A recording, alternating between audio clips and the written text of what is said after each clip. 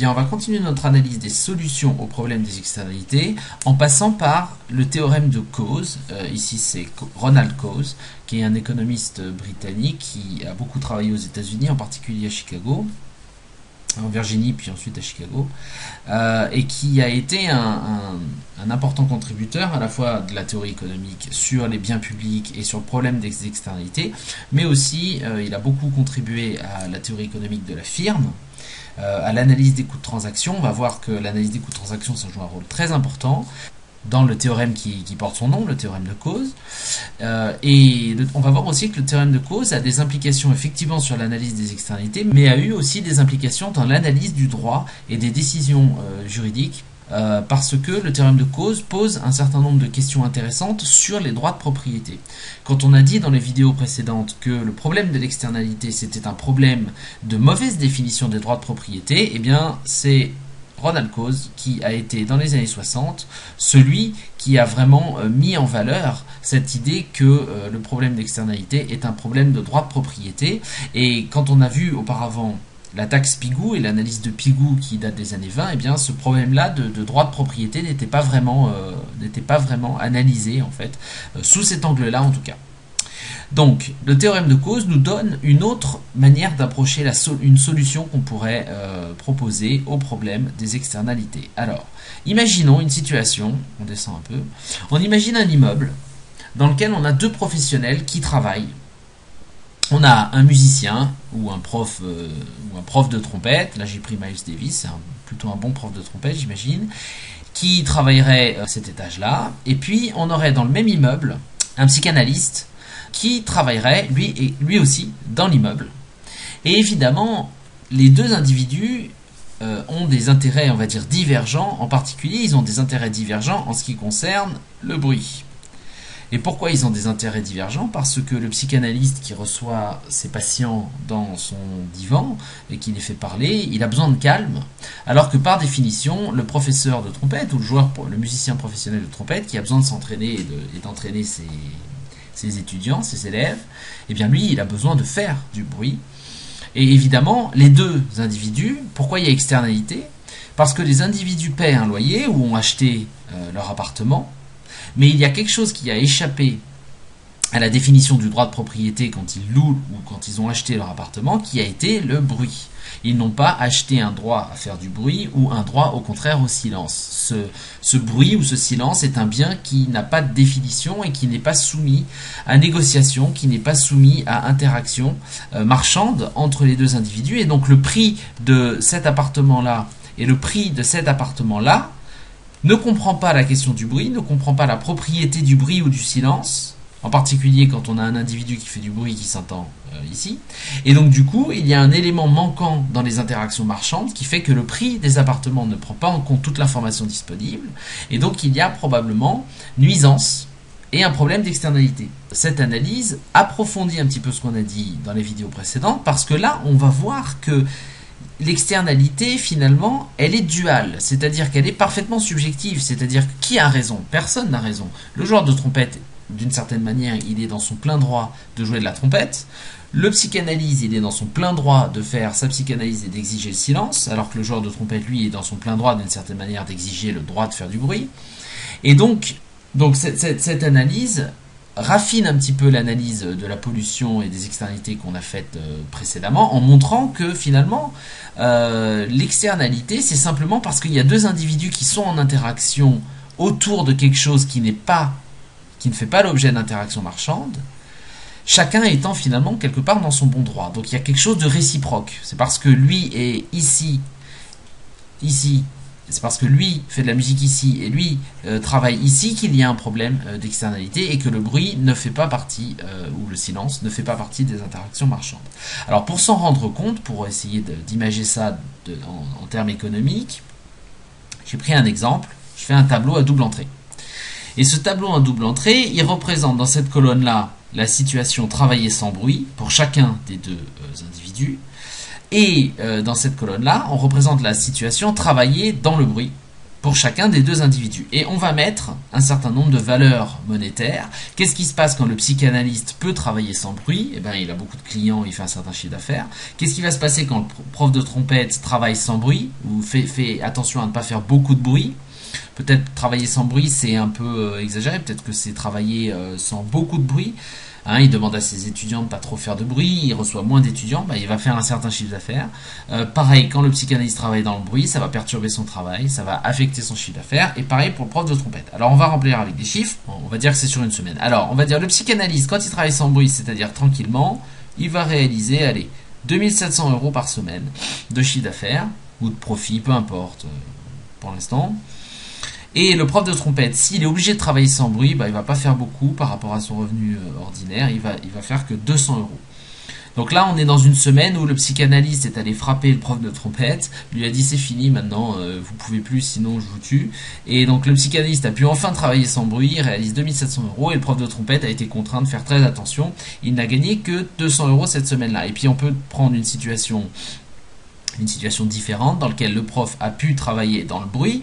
Et il a fait, comme c'est un musicien, il n'est pas très riche, hein, on va exploiter les poncifs, mais effectivement quand vous êtes prof de musique, prof particulier, en général vous gagnez moins qu'un psy.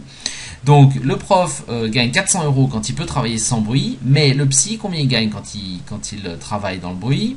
2000 € on va dire. Voilà. Donc voilà ce qu'on appelle ici un tableau, ça s'appelle une matrice des gains, c'est-à-dire qu'on prend différentes situations avec deux individus différents, et on représente les gains qui gagnent dans chaque situation. Donc on a notre matrice des gains, et maintenant on va pouvoir analyser la situation d'externalité. Pourquoi il y a externalité? Vous voyez que quand il n'y a pas de bruit, on voit que le psychanalyste impose un coût au prof de trompette, puisque imposer de travailler sans bruit fait que le prof de trompette perd 200 €. Vous voyez ici, on perd 200 € quand on passe de travailler dans le bruit, c'est-à-dire faire de la musique, à travailler sans bruit. Par contre, vous voyez que la situation finalement d'externalité, elle n'est pas dans un sens, elle est dans les deux sens. C'est une interaction entre les deux. C'est un problème réciproque, parce que quand le psychanalyste peut travailler sans bruit, c'est-à-dire quand l'individu musicien fait moins de bruit, eh bien, vous voyez que le psychanalyste, il gagne 700 € de plus. Vous voyez ? Donc, si le musicien fait du bruit sans se soucier des problèmes du psychanalyste, il lui fait perdre 700 € de revenus. Quand le psychanalyste menace le musicien de le tabasser si jamais il n'arrête pas de faire du bruit, eh bien, le musicien qui fait attention, qui est obligé de se plier finalement à la loi du psychanalyste, perdrait 200 €. Donc vous voyez qu'il y a des externalités qui est un problème réciproque de l'individu vers un autre individu. Alors, ce qu'on pourrait faire, c'est l'État pourrait dire, voilà, on va imposer une taxe, on va imposer aux joueurs de trompette une taxe en fonction du bruit qu'il fait. Comme ça, cette taxe pourrait être, une partie peut-être pourrait être reversée aux psychanalystes, mais en tout cas la taxe permettrait aux joueurs de trompette de faire moins de trompettes et permettrait donc aux psychanalystes de gagner plus d'argent, de ne pas subir l'externalité, c'est-à-dire la perte des 700 € et permettre aux psychanalystes de travailler comme il veut. Bien. Mais le problème par rapport à la taxe, c'est qu'il faut quand même bien connaître la situation, il faut bien connaître les coûts de chacun.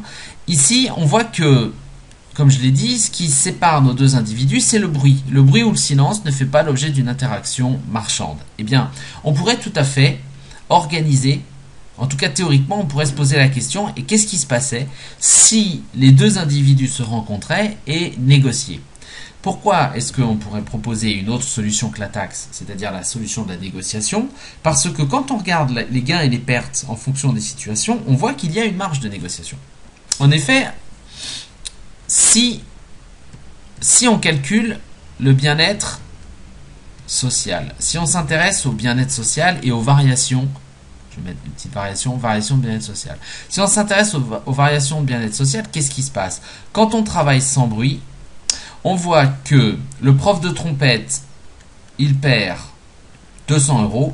Le fait de passer de bruit à pas de bruit, à l'obligation de travailler sans bruit, c'est moins 200 € pour la trompette, pour le prof de trompette. Mais passer d'une situation avec du bruit à une situation sans bruit, c'est plus 700 € pour le psy. D'accord? Donc vous voyez qu'il y a une marge de négociation, parce que 700, c'est au-dessus de 200. Donc on va peut-être pouvoir trouver un arrangement. A contrario, si on passe dans une solution avec bruit, on voit que effectivement le joueur de trompette, donc c'est la situation inverse, le joueur de trompette il gagnerait 200 euros et le psy, lui, il perd 700 euros.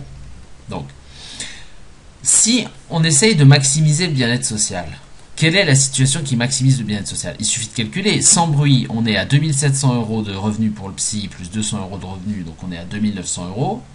Si on est à 2900. Et si on travaille dans le bruit, on est à 2000 plus 400, on est à 2400. Si on faisait... Donc vous voyez que la solution qui maximise le bien-être social, c'est travailler sans bruit. Et on va partir du principe que la négociation entre les deux suit l'idée que plus le gâteau est grand, plus on peut se le partager. Ce qui en fait décrit un principe économique de manière, bon ça c'est vraiment très mal dit et c'est très trivial, mais d'une certaine manière c'est ce qu'il y a au fond de ce qu'on appelle, vous regarderez peut-être sur internet, ce que c'est le critère de Kaldor-X. Le critère de Kaldor-X, c'est un critère en fait qui nous permet de choisir un certain nombre de situations. Comment choisir deux situations dans lesquelles il y a quelqu'un qui perd et dans laquelle il y a quelqu'un qui gagne. Des fois c'est difficile parce que ça mobilise un certain nombre de critères de justice par exemple. Le critère de Kaldor-X nous dit bien plus le gâteau est grand, plus on peut se le partager. Donc ici on va choisir la solution de travailler sans bruit parce que le gain du psychanalyste, 700 euros, dépasse la perte du prof de trompette. Donc au niveau social, c'est-à-dire la société, c'est ici il y a deux individus, ici dans notre immeuble il n'y a que deux individus, donc au niveau social c'est ces deux individus. Si on somme les revenus des deux individus, on voit qu'on y gagne à travailler sans bruit. Et ensuite on peut peut-être se les repartager. On voit que si le psychanalyste arrive à faire accepter au prof de trompette de travailler sans bruit, eh bien, lui, tout le monde peut y gagner. Bah, comment ça se passe? Regardez la solution de négociation, ça se passe comme ça. C'est-à-dire que, en fait, le psychanalyste propose au trompettiste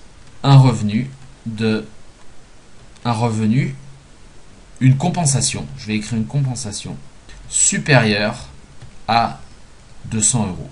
Et bien sûr, inférieure à 700 euros. Ça, c'est la marge, vous voyez, entre 200 et 700, c'est la marge de négociation du psychanalyste. Quand le joueur de trompette s'arrête de jouer ou joue moins, le psychanalyste gagne 700 euros. Donc, le gain qu'il fait, il peut le redistribuer. Il peut le redistribuer au maximum à 700 euros. S'il redistribue tout le gain qu'il fait, bien sûr, il n'a pas grand intérêt à négocier avec le trompettiste. Mais c'est la borne maximum. Bon. Et évidemment, le trompettiste n'acceptera de travailler sans bruit que s'il est compensé par rapport à la situation d'avant. Avant, il gagne 400. Maintenant, sans bruit, il gagne 200. Donc, il perd 200 euros dans l'affaire. Donc, il acceptera de ne plus jouer que si le psychanalyste lui donne au moins 200 euros. Donc, la fenêtre de négociation, c'est une certaine compensation, on va l'appeler petit c, qui est comprise entre 200 euros et 700 euros, et on sait qui sera payé par le psychanalyste. Alors, essayons de nous mettre dans la situation inverse. Est-ce que le prof de trompette pourrait essayer de proposer au psychanalyste de travailler dans le bruit? Le prof de trompette, si il travaille dans le bruit, le prof de trompette, il gagne 200 euros.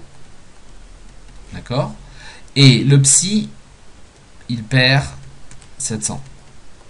Si le prof de trompette voulait travailler dans le bruit, il faudrait qu'il essaye de soudoyer ou de proposer une compensation au psy, mais le psy va accepter que si la compensation elle est au minimum à 700 euros. Or, le prof de trompette, il ne gagne que 200 euros. Donc cette situation-là n'arrivera jamais. C'est-à-dire que le trompettiste ne compensera jamais le psy. D'accord? Il n'a pas les moyens de le faire. La seule solution possible, c'est que le psy compense le trompettiste et négocie avec le trompettiste l'arrêt du bruit en lui proposant une somme comprise entre 200 et 700 euros. Et là, entre les deux individus, eh bien, qu'est-ce qui va se négocier? Va se négocier quoi? Le silence. Ce bien qui n'était pas pris en compte dans le loyer de ces appartements. Le bruit ou le silence. Hein. D'accord? Ce bien qui n'était pas pris en compte dans le loyer ou dans le prix de vente de ces appartements que les deux individus ont achetés et qu'ils occupent. Eh bien, ce problème de définition des droits de propriété qui créait tout le problème de l'externalité et qui était un problème réciproque. Si jamais les deux se mettent ensemble et commencent à négocier, ils voient qu'il y a une possibilité finalement d'accord qui est mutuellement avantageux. Et donc, va se négocier le silence. Alors dans ce cas-là, ça c'est un cas très précis parce que c'est l'exercice, enfin c'est l'exemple, mais il y a dans d'autres exemples ce sera autre chose. Va se négocier le silence du psy vers le trompettiste par une compensation. Donc le prix du silence, ça va être le montant de la compensation, d'accord, par une compensation entre 200 et 700 euros. Imaginons que on va prendre un exemple.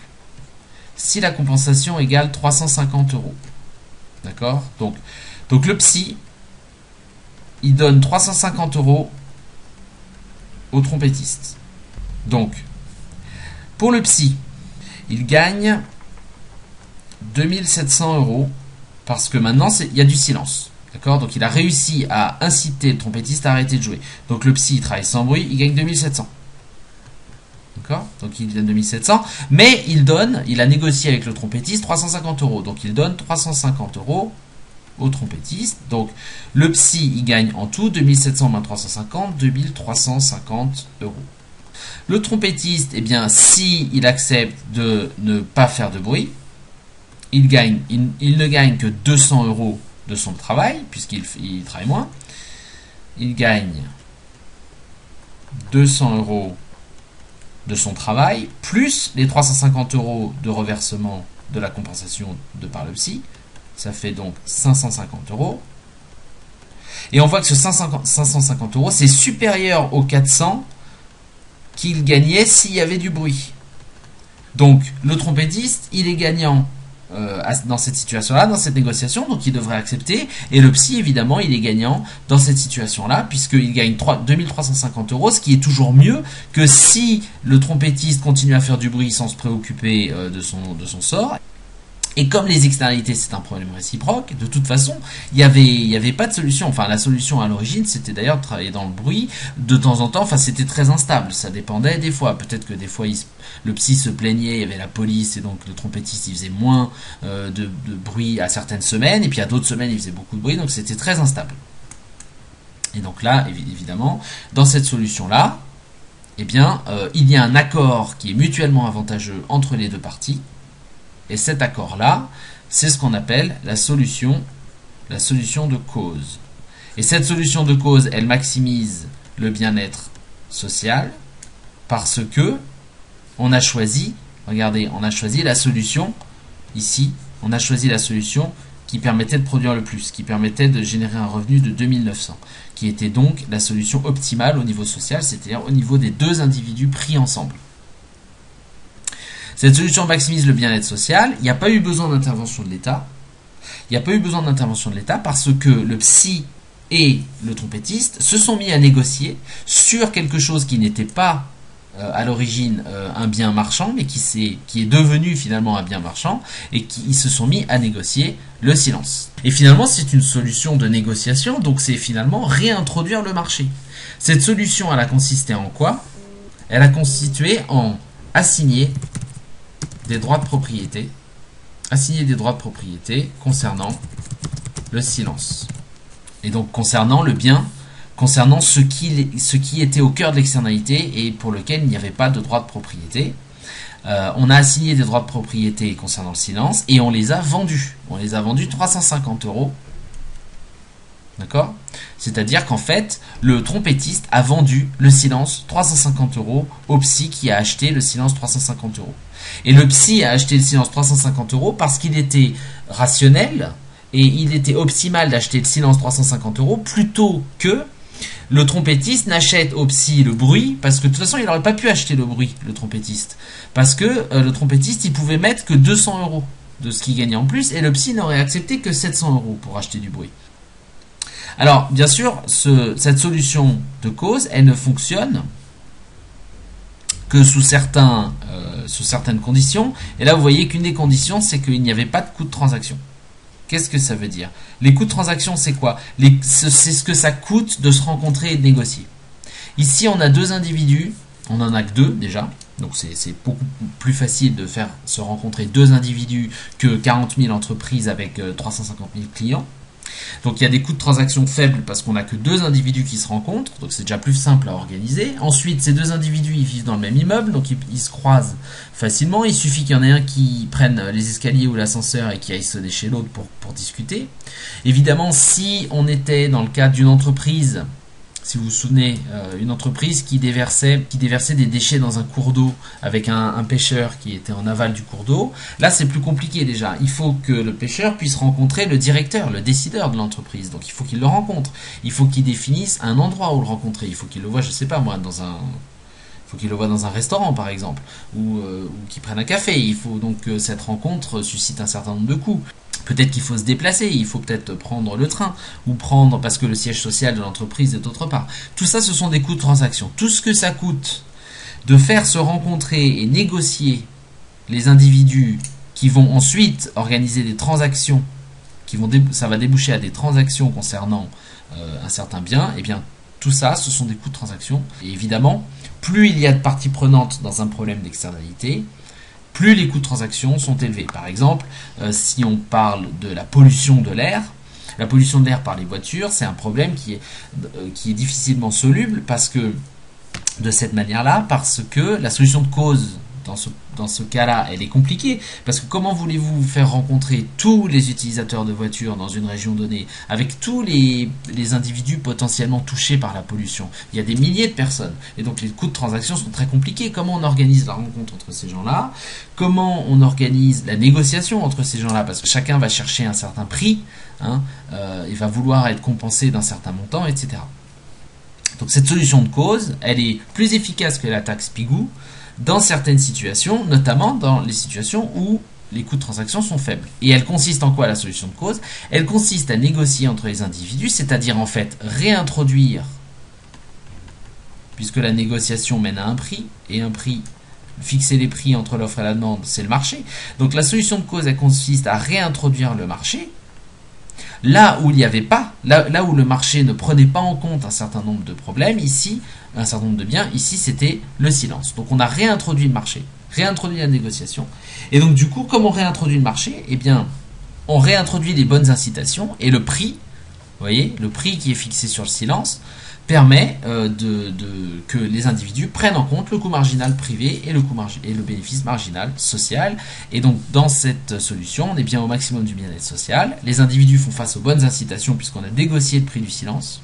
Et donc le marché et la main invisible retrouvent toutes ces propriétés.